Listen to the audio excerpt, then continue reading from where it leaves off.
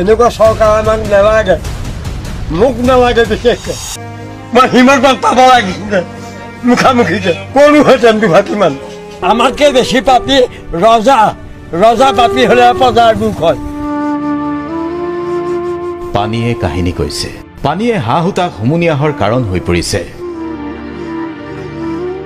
কিমান যন্ত্ৰণাত দগ্ধ হৈ এজন মানুহে এনেকৈ হুগুকাই কান্দি দিব পাৰে? কিমান যন্ত্ৰণাত মানুহে এনেকৈ চিঞৰি উঠিব পাৰে? এইখন চৰকাৰ আৰু আমাক নালাগে। এনেকুৱা চৰকাৰ আমাক নালাগে, মোক নালাগে বিশেষকৈ। কি আছে শেষ কৰি দিলে চৰকাৰ।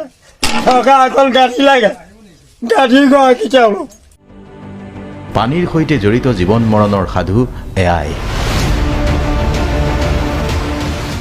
এই মানুহজনক হয়তো আপুনি চিনি নাপায়। দেৰগাঁৱৰ দক্ষিণ আহতগুৰি গাঁও পঞ্চায়তৰ ফুৰফুৰীয়া চাপৰিৰ বৃহৎ এলেকা ব্ৰহ্মপুত্ৰৰ বুকুত জাহ গৈছে। ফুৰফুৰীয়া চাপৰিত শিৱ মন্দিৰৰ লগতে মূল পথ খহনীয়াৰ কবলত পৰিছে আৰু তাৰ পিছত এতিয়া চকুত চকু পানী। তেওঁ স্বাৰ্থৰ কাৰণে নিজক যিমান খাটিছে, এই ৰাইজৰ কাৰণে সদায় এনেই বুকু জোৰাই কৈছে, মই ৰাইজৰ সেৱা কৰিছোঁ, ৰাইজৰ সেৱা কৰিছোঁ। কিডাল কৰিছে? মই নকৰিলে খাবলৈ পাম নেকি? হুমুনিয়াহ কাঢ়ি কাঢ়ি অসহায় মানুহে আজি আৰ্তনাদ কৰি উঠিছে।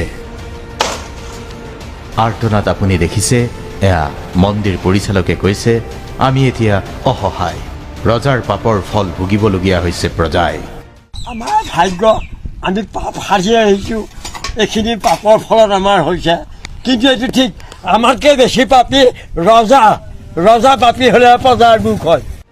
পানীয়ে এতিয়া শুব নিদিয়ে এওঁলোকক। পানীয়ে নৈৰ গৰাত খুন্দা মাৰে, পানীয়ে এতিয়া বুকুটো খুন্দিয়ায়। শোকে খুন্দা মাৰি ধৰা বুকুলৈ কিদৰে শুব পাৰে এওঁলোকে? মই সিমান পাব লাগিছিলে মুখামুখিকে, কৰোহেঁতেন দুভাগিমান। পানীয়ে কাহিনী লিখিছে দেৰগাঁৱত। আচলতে ব্ৰহ্মপুত্ৰৰ খহনীয়াই লিখা যন্ত্ৰণাৰ কাহিনী এয়া। মাত্ৰ কিছুদিন পূৰ্বেই এওঁলোকৰ ঠিকনা সলনি হৈছিল। মাজুলী জিলাৰ পৰা এওঁলোকৰ পৰিচয় হৈছিল গোলাঘাটৰ বাসিন্দা বুলি। এতিয়া মাজুলীৰ বিধায়কেও চিনি নাপায় এওঁলোকক, গোলাঘাটৰ বিধায়িকাও চিনি নাপায় এওঁলোকক। কাক ক'ব, কোনে পঠিয়াব, কোনে খবৰ ল'ব?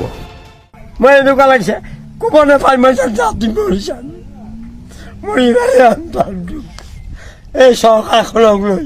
আমি আছিলোঁ মাজুলী, এতিয়া হ'লোঁ গোলাঘাটীয়া। এতিয়া গোলাঘাটে আমাক উলটিয়াই দেখা। দেৰগাঁৱৰ উপকণ্ঠ দক্ষিণ মাজুলীত এতিয়া এনেকৈয়ে ব্ৰহ্মপুত্ৰৰ প্ৰবল খহনীয়াই একোটা দুখৰ কাহিনী লিখিছে, যি কাহিনীত হতাশা আছে। অনিচ্ছা সত্ত্বেও খহনীয়াই খেদি ফুৰা কাহিনীৰ মেৰ পাছত এওঁলোকৰ জীৱন জটিল হৈ পৰিছে। কোনে উদ্ধাৰ কৰিব এওঁলোকক? চৰকাৰৰ প্ৰতিয়ে ক্ষোভৰ জোৱাৰ।